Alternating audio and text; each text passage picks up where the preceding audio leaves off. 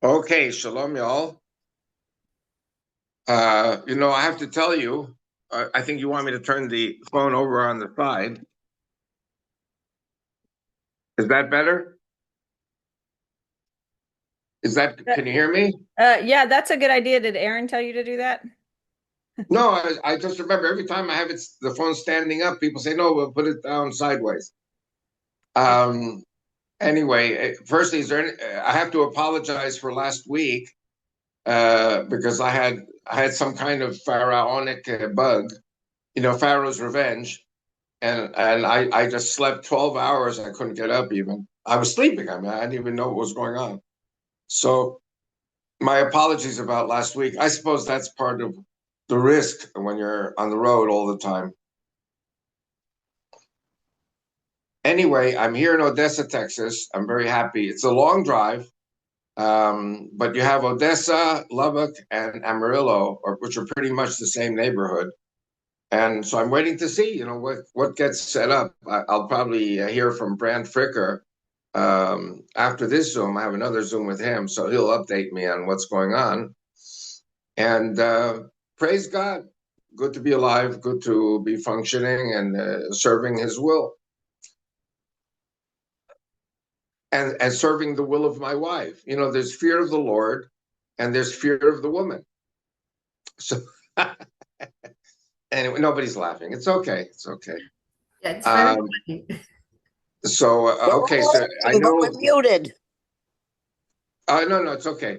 So I know that Lori wanted an update on the Druze, and I'll tell you, it's 7 a.m. here, which is like, yes, you're also 7 a.m. there. So at the top of the hour, I had the Israeli news, and there was actually a very, very interesting up to date on what's going on with the Druze, and this all fits in to what I've been saying for the last 2 years, and that is that God is a wondrous God. The regime of Bashar al-Assad collapsed without a shot. He fled to Moscow. Then Giuliani came in. I mean, Ahmed Tashara. I always like to say Giuliani because I love Giuliani, but that's the mayor of New York. So the real terrorist here is Ahmed Tashara. And in one sentence, the war, the civil war in Syria is not over. It's only just beginning. And Israel is solidly on the side of the Druze. But it's not just the Druze. Israel is solidly on the side of the Kurds, the Druze, and the Shiites, all of whom are being slaughtered right now. And the Israeli media presenter was saying what happened on October the 7th, 2023, in the Gaza area is happening every day now in Syria. And all those three groups, the Christians, the Druze, the Kurds, and the Shiites, four groups, who were part of the coalition against the Sunnis for over 10 years, or 12, 13 years, now they are being slaughtered by the ISIS group. And Ahmed Shara doesn't even have any control over them. So it's complete anarchy in Syria. And what happened with the Druze, as far as an update, is that a week ago, some tanks, Bedouin tanks came to attack the Druze, and the Druze beat them off. But then came Ahmed Shara with his group, and it was a massive frontal attack on the Druze in Suwaida. Suwaida is that mountaintop city, 150,000 Druze. And so Israel sent in its air force, bombed the heck out of Ahmed Shara and his group. And when Ahmed Shara says, yes, yes, we want peace with Israel, we want the Abraham Accords. Yeah, on the condition that Israel withdraw completely to the previous borders. And then when Israel withdraws, Ahmed Shara can massacre all the Druze and the Christians and the Shiites and the Kurds. So this is still a very, very fluid situation. Um, and they predict Ahmed Shara is going to be killed by his own people. I mean, there's so much, it's such a mess. It's so typical Middle East. what's happening in Syria now. And Israel is like a beacon of light to protect the minorities because they're going to get slaughtered if Israel doesn't stay in Syria. So Israel's going to stay in Syria. And of course, the United Nations and all these different whoever's are going to blame Israel for everything. But God is good, and we are in the right place at the right time. And our only hope is that we don't get sucked into the war itself. Israel is just being very careful not to let our allies be massacred in a Holocaust style, like October 7th. So that's the situation in Syria. To make it very long story short, if you have questions, I'll be glad to answer them. Lebanon, the Christians, the Druze, and the Sunnis are working together actually against Hezbollah, which is Shiite. And so that's also very important. I would not be surprised if we saw some kind of a diplomatic breakthrough with Lebanon. I'll never forget in 1966 when I came to Israel for the first time, and we went up to the Lebanese border. And the joke at the time, unfortunately, it was not a true joke, but they said that the second country in the Arab world to make peace with Israel would be Lebanon. They're waiting for somebody else first and then Lebanon. But the point is, Lebanon is very, very directly tied to Syria.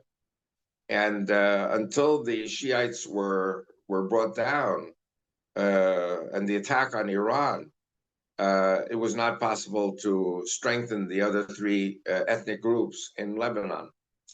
But we see more and more talk in Lebanon about the need to completely disarm Hezbollah.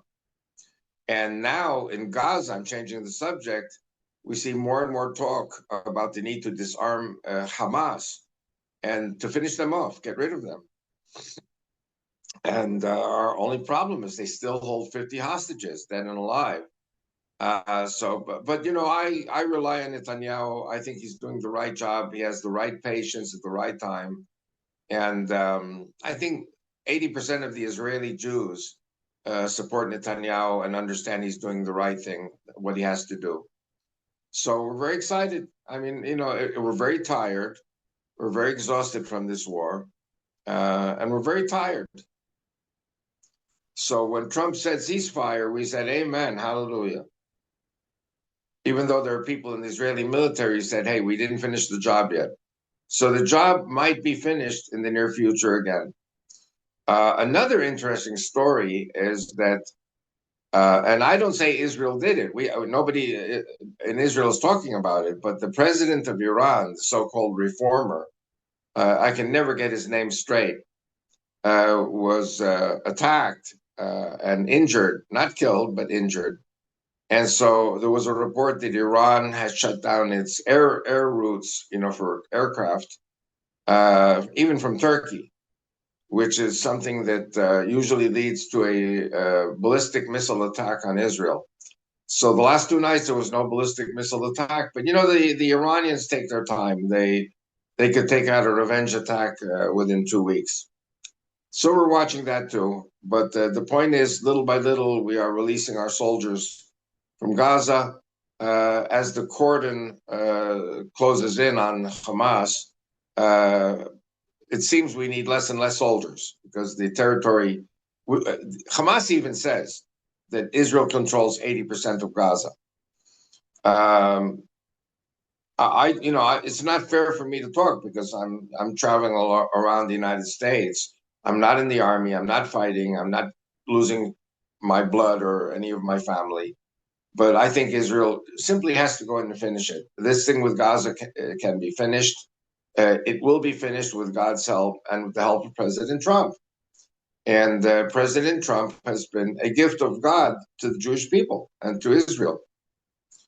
So anyway, so that's the situation. The Houthis are resuming attacks on ships. They're sinking a ship. And so I would not be surprised if at some stage Trump gets back into the picture again and reduces Houthi Yemen to complete ruins like Gaza.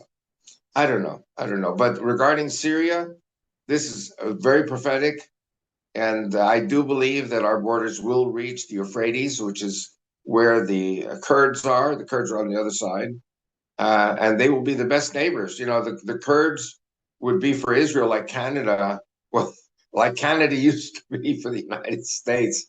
Um, but I'm very excited. The Kurds, the Druze, the Christians are all coming over to Israel, Israel's side.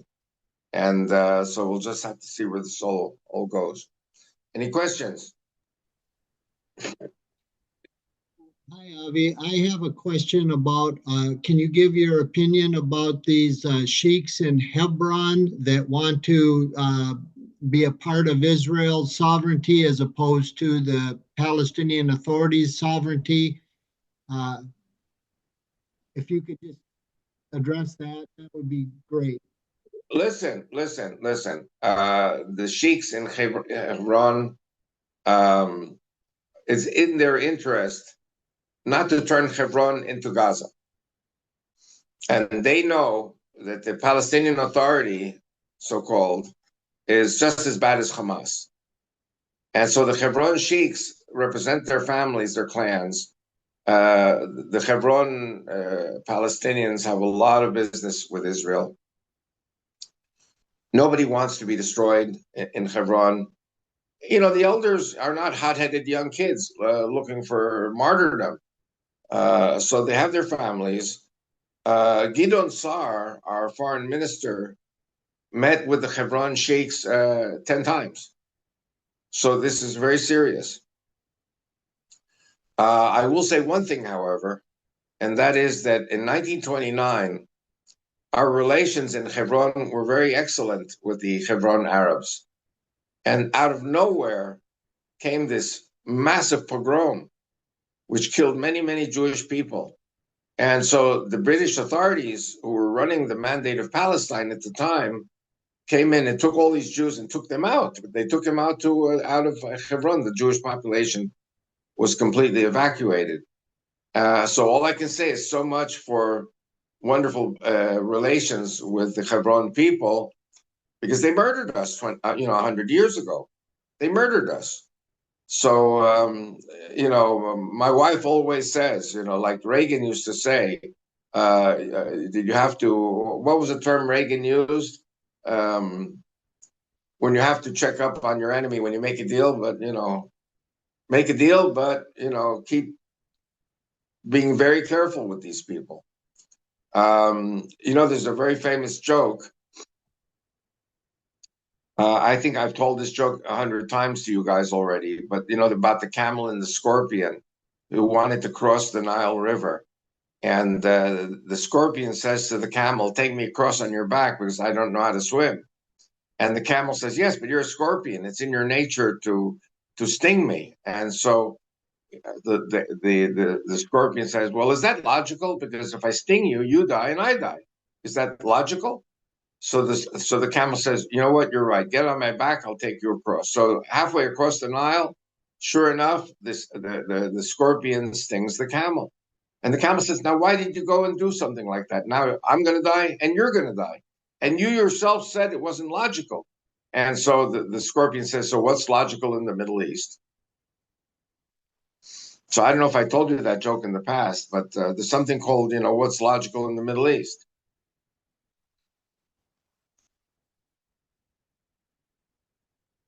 Did I answer your question? Yes, Avi, thank you for that. Appreciate that. Listen, all these Abraham Accords are wonderful, but you have to make sure that there is very close observation of everything they're doing, because they could flip on you at any moment and attack you.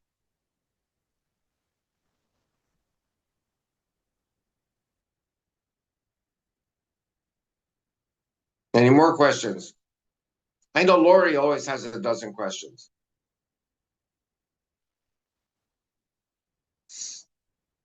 I don't know. My main thing was just, wondering about the Druze this morning. You answered that.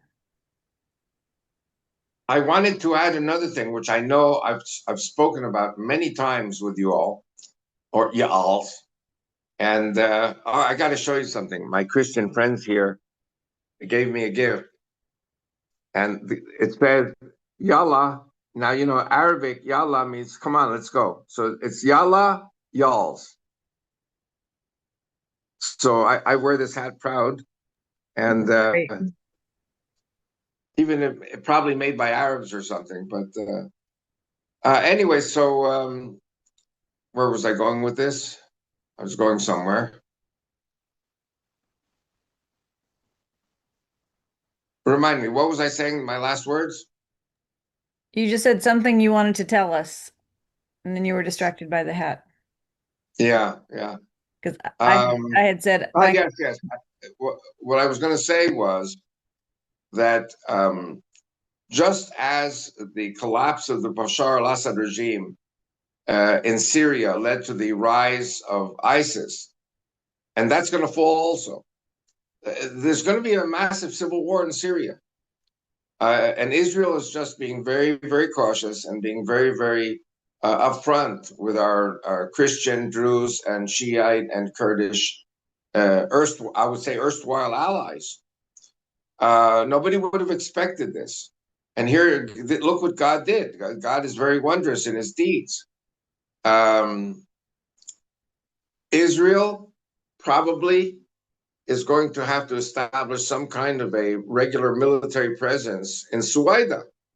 Now, I don't know if you guys look at the map, but Suwaida, you can see that we are inching closer and closer and closer to the Euphrates River.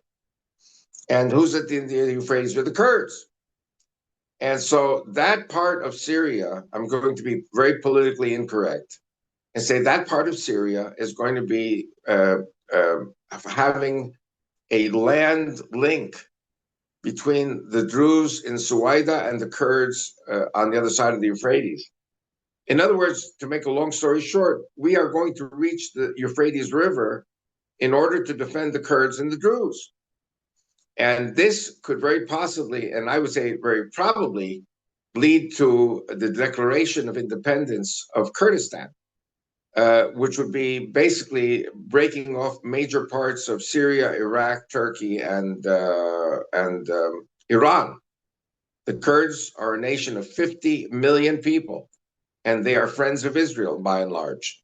I mean, you can't expect everybody to be friends of Israel, but these people, by and large, have a good history with Israel. And so our borders will reach up to the Euphrates, which is biblical. This is an earthquake. It's biblical. And I know my worst enemy is the Jewish mother, because Jewish mothers don't want their kids to go off to Syria or to Lebanon or to Arabia or to Yemen or to Egypt. But we're going in the direction that God has plotted for us, has planned for us. And God doesn't ask us, do we want this or not? And, you know, sometimes people say, well, Avi, you might be killed or something. Doesn't matter if I'm killed. What God has planned is going to happen. I'm just telling you what I think is going to happen. So I try to be nice to people and not to attack Islam too much. But it is of the devil, and God has a plan. So Suwaida and the Druze are right in the heart of Texas, let me tell you.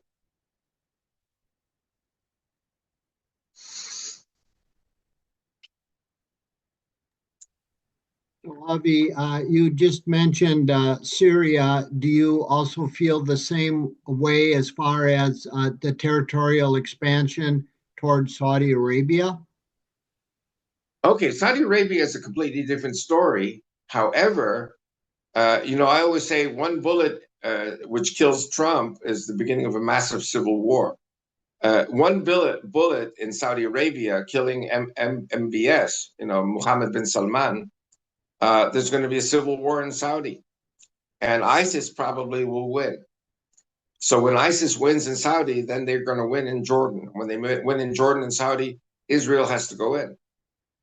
I'm telling you, the Jewish mother hates me because everything I say is contrary to the Jewish mother wanting her kids close to home. And it's also one of the reasons why we have to have a very strong Judeo-Christian alliance and let Christians into the country, as long as they're not missionaries and troublemakers. You know, those who really love Israel, love God, love Jewish people, we need them. And the Bible Bloc Party is going to work for a wise policy regarding allowing more Christians into the country. That could get me killed.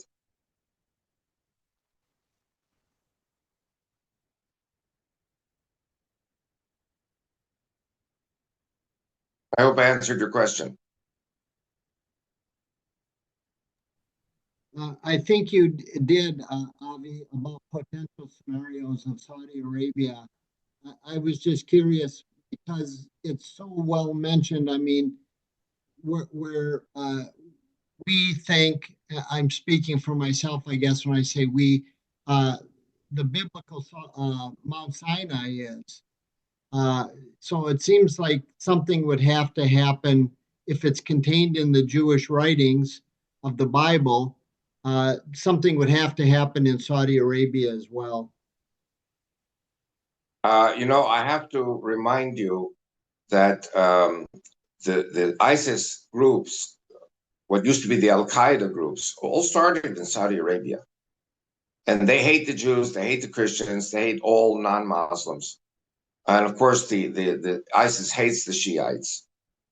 It's a mess. And what think is going to happen is the closer MBS, you know, Mohammed bin Salman gets closer to building his Noam state, you know, Neo Mustakbal, the new future at Mount Sinai in Arabia.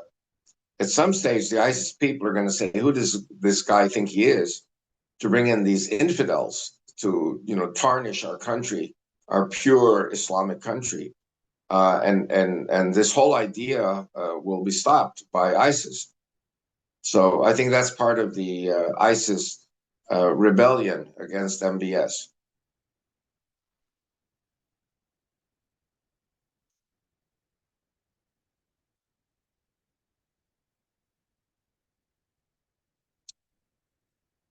By the way, something which nobody asked me, but I'll tell you because I picked it up 2 days ago. Egypt has warned Israel that if Israel completes the mission in Gaza, the peace with Egypt is over. You know what that means? It means we're going to have another war with Egypt. The strategists in Egypt are preparing for war. They always have been. In spite of the fact we gave them Sinai 3 times after they forced us to take it.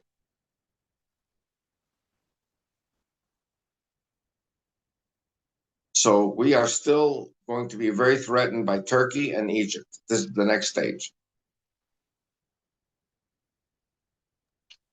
I thought they had committed to be part of this like ruling coalition in this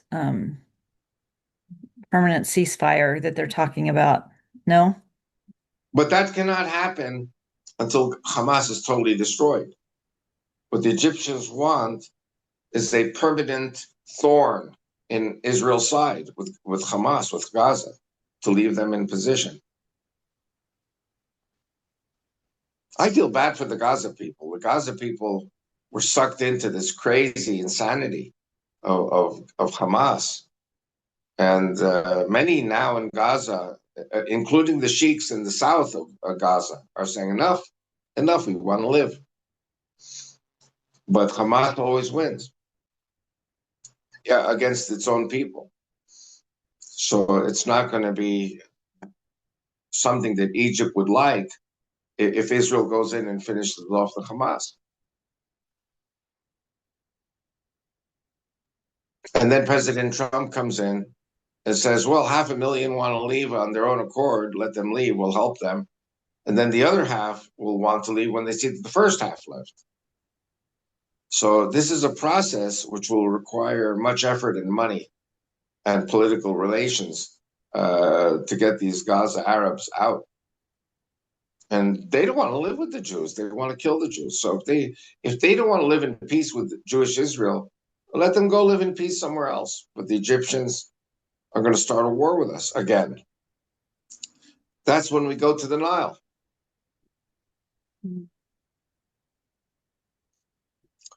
You think I want to go to the Nile? I don't want to go to the Nile. I don't want all the sicknesses of Egypt. God says in the Torah, if you keep my commandments, I will spare you the sicknesses of Egypt.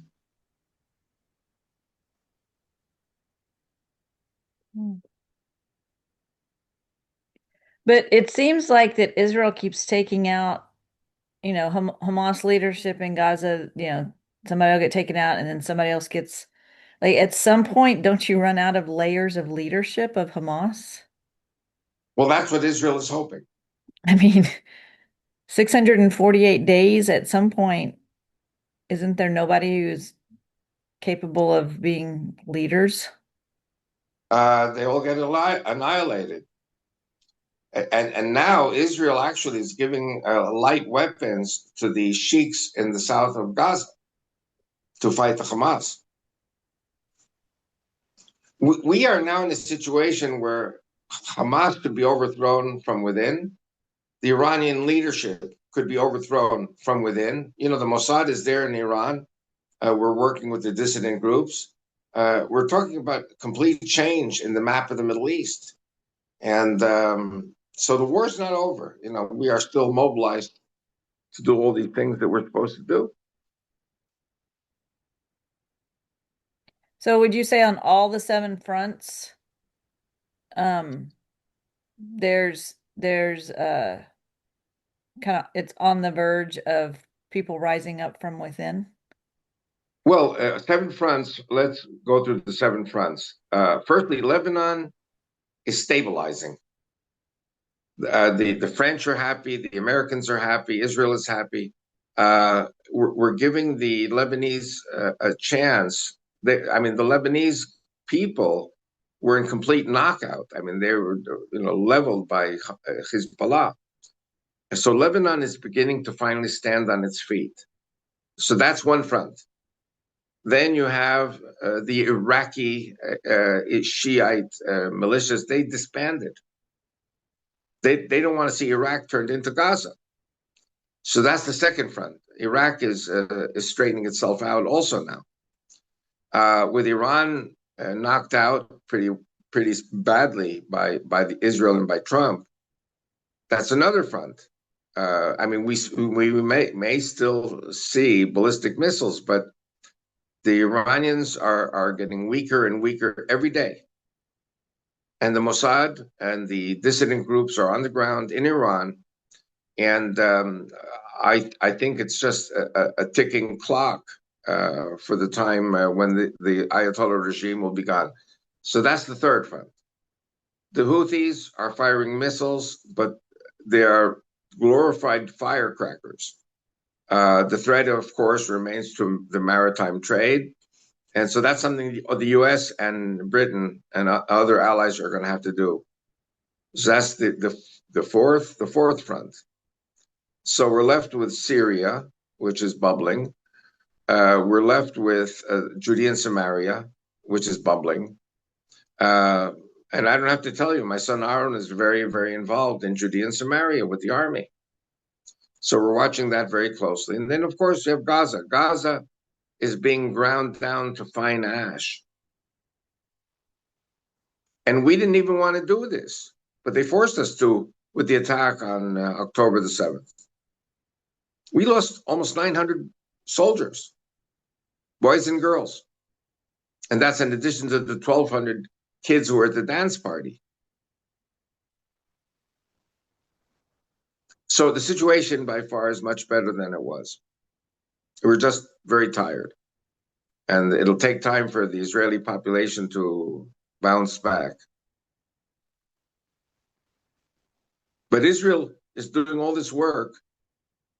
I don't want to say for the United States. Israel is doing all this work for Israel to survive. But we are marching in lockstep with the U.S. military. We have never had such good relations with the U.S. military and the U.S. government under the present administration.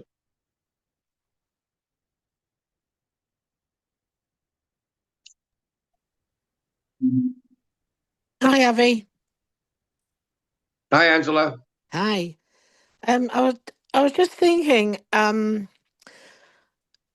first of all, I think I read that President Trump said he's not opposed to another round of attacks on Iran.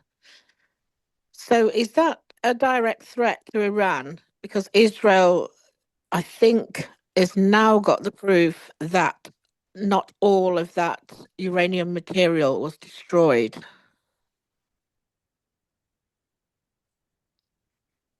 Is that the end of the question? Yeah. Do you think that is that reported in Israeli news, or is that likely to go up again against Iran? I don't know. Possibly. Yeah. I Mm. would say possibly and probably. But Yeah. listen, Israel marches in lockstep with the United Yeah. States. Netanyahu marches in lockstep with Trump.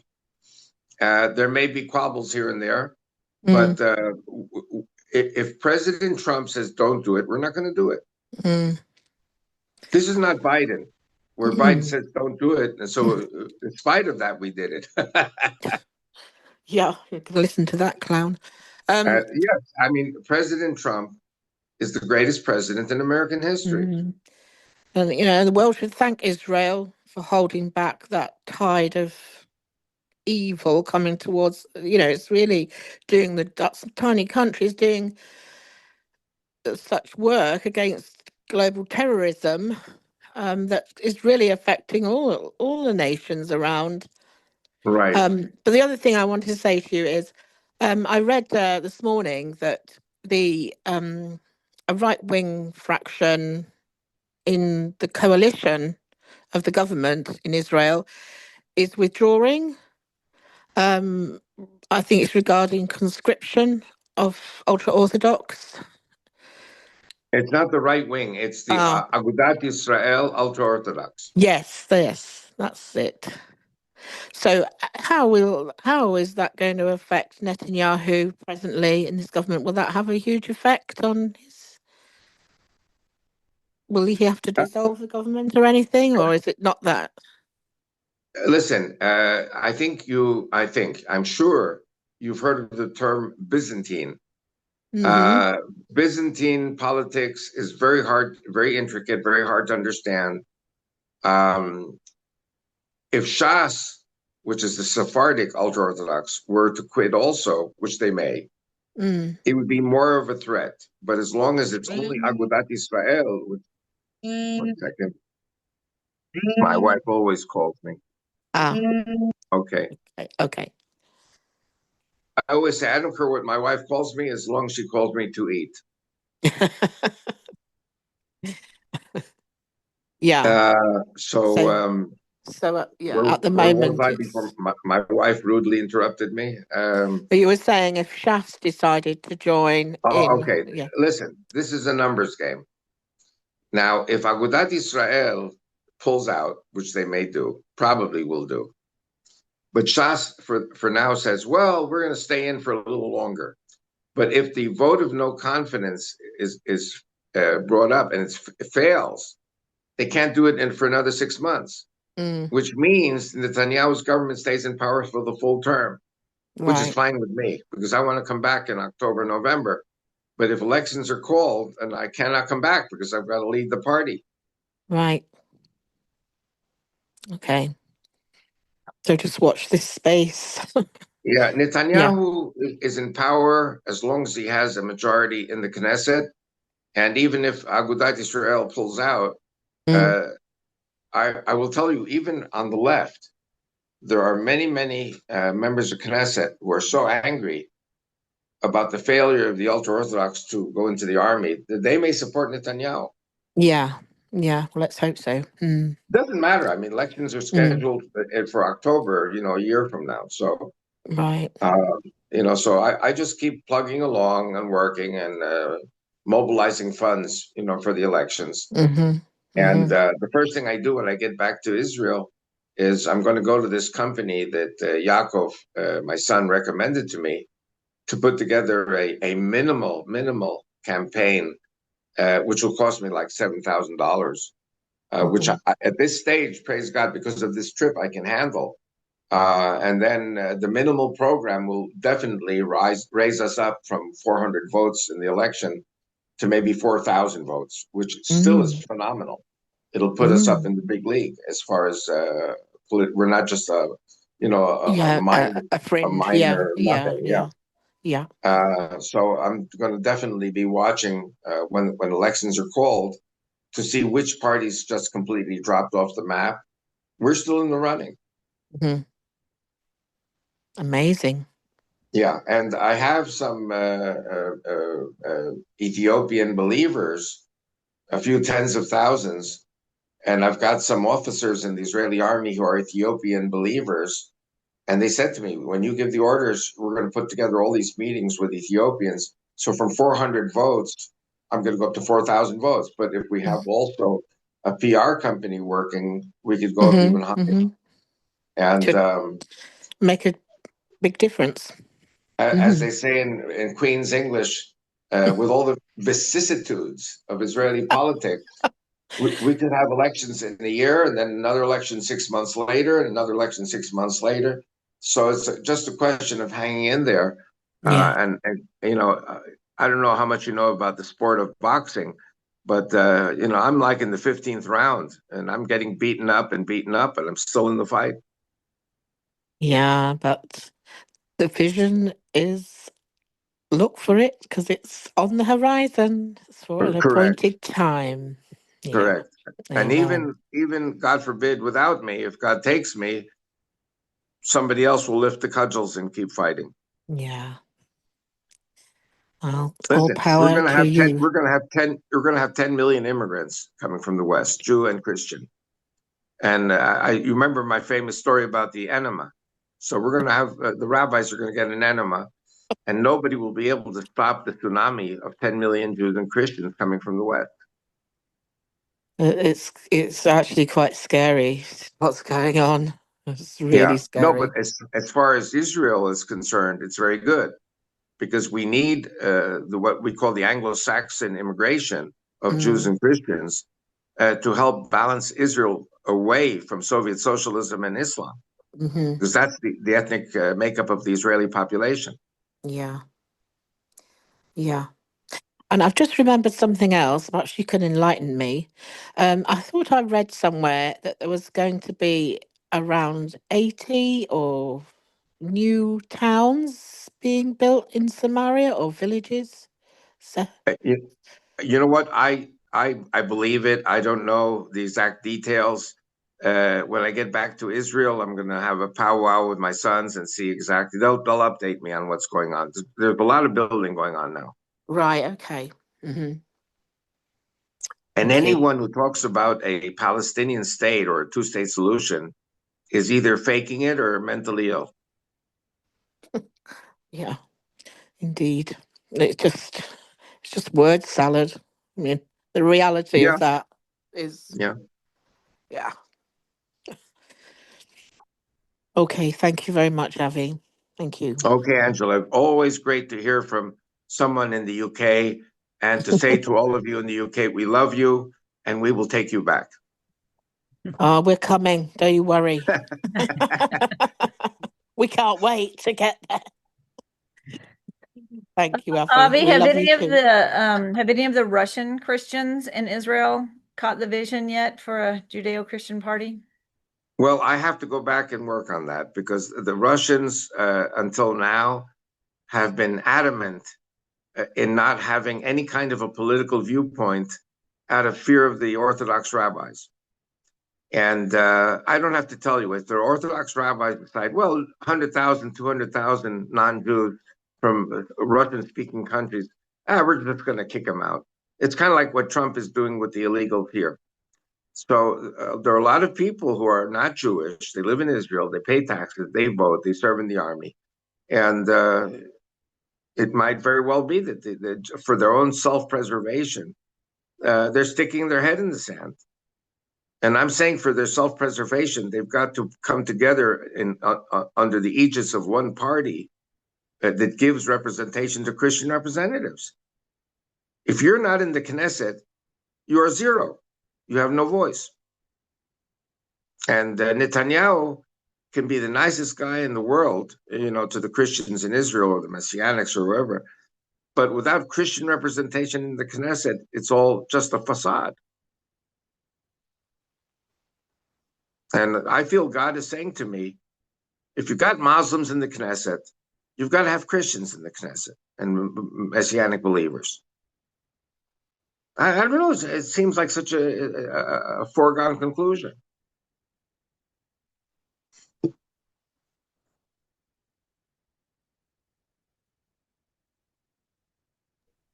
What about Russian evangelicals? Yeah, anyone who lives in Israel is part of the Jewish nuclear family. No, I mean, are they the same mindset as far as politically staying away from politics? Everybody who's from Russia has this ingrained fear of a Stalinist purge. Right. And you remember my joke about four men were asked the following question: "Excuse me, sir, what is your opinion about the meat shortage?" So the American says, "I don't understand the question. What's a shortage?" Because Americans don't know what a shortage is. The Polak says, "What is meat?" I mean, now they have meat in Poland, but there was a time when Poland was very, very poor. And the Russian said, "I don't understand the question. What is an opinion? What is your opinion about the meat shortage?" So the Russians don't have an opinion about anything. They just want to be left alone. Oh, and of course, the Israeli says, "What is excuse me, sir?" That's my favorite one.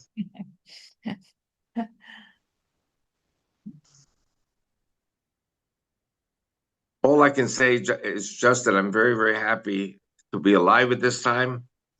My little episode with my heart was okay. I'm okay. And I'm looking 2 weeks from, I think it's 2 weeks from today, I'm flying home. And then Rachel will say to me, "Okay, Mr. Prime Minister, go do the dishes," which I will gladly.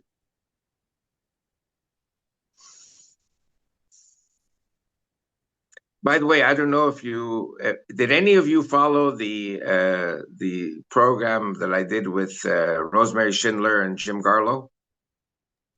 Yes, that was wonderful.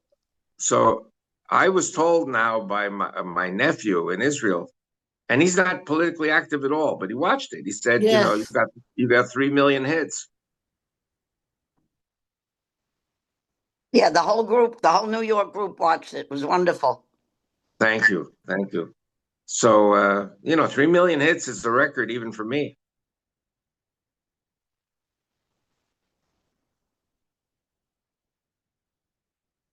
As long as people understand the golden rule, jihad is a word from Texas.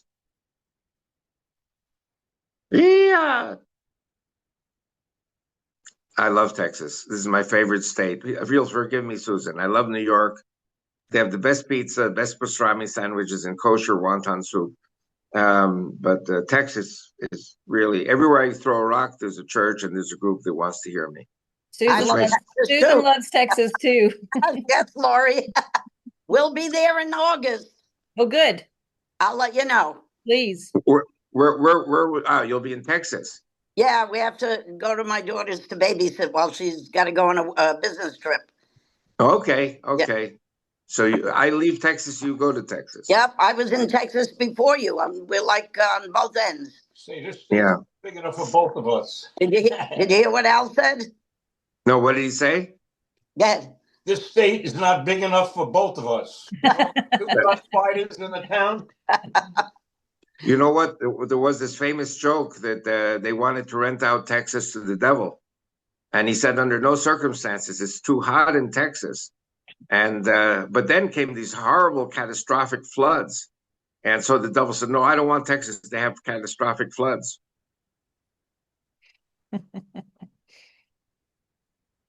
Anyway, hey, Al, did you see my hat?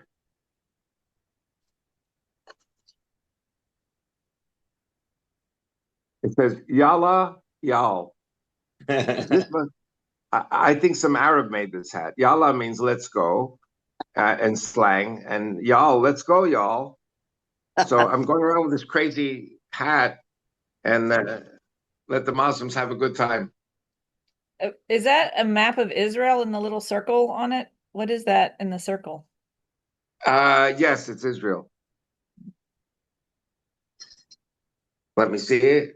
Yeah, that's Israel. Correct. And it seems this hat was made in Richardson, which is a Muslim stronghold. Yes, it is. But I'm not sure if but you I can like get that. I like the hat. You know, Yalla Ya'ol is for me. The only thing lacking is Yalla Ya'ol Jihad. Jihad. So